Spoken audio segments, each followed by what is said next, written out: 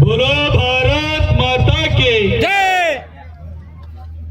ವಕ್ಫ್ board ಹಟಾವೋ ದೇಶ ಬಚಾವೋ ಈ ಕಾರ್ಯಕ್ರಮದಲ್ಲಿ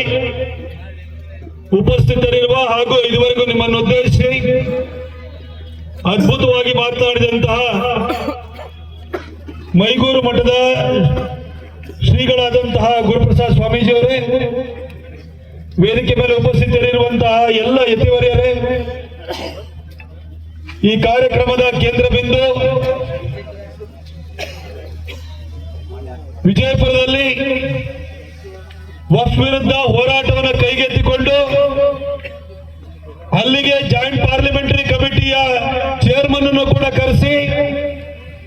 ಕೇಂದ್ರ ಸಚಿವೆ ಆಗಿರುವಂತಹ ಶೋಭಾ ಕರಂದ್ಲಾಜೆ ಮೇಡಮ್ ಅವರನ್ನು ಕರೆಸಿ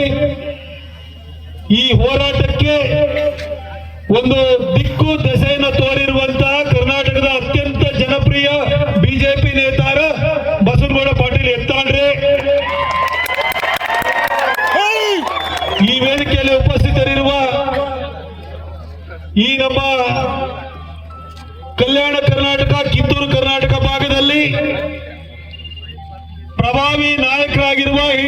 ಹಾಗೂ ಭಾರತೀಯ ಜನತಾ ಪಕ್ಷದ ನೇತೃತ್ವರಾಗಿರುವಂತಹ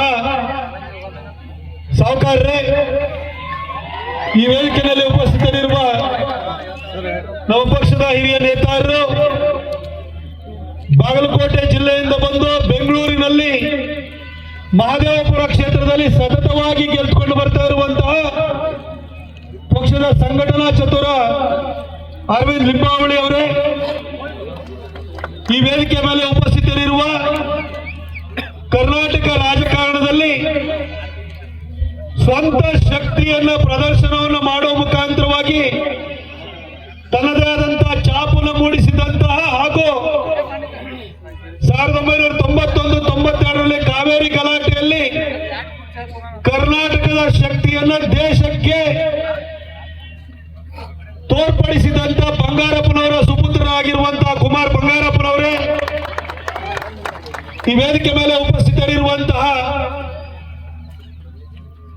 ಪಕ್ಷದ ಧುರೀಣರು ಆಗಿರುವಂತಹ ಅರಸೀಕೆರೆಯಲ್ಲಿ ಜೆಡಿಎಸ್ ಬಂಧುಗಳೇ, ನಾನು ಈ ಕಾರ್ಯಕ್ರಮಕ್ಕೆ ಬರಬೇಕಾದ್ರೆ ಇಷ್ಟೊಂದು ಸಂಖ್ಯೆಯಲ್ಲಿ ನೀವೆಲ್ಲ ಬರ್ತೀರಿ ಅಂತ ನಾನು ಖಂಡಿತ ನನ್ನ ಕನಸಲ್ಲೂ ಕೂಡ ಊಹೆ ಮಾಡಿ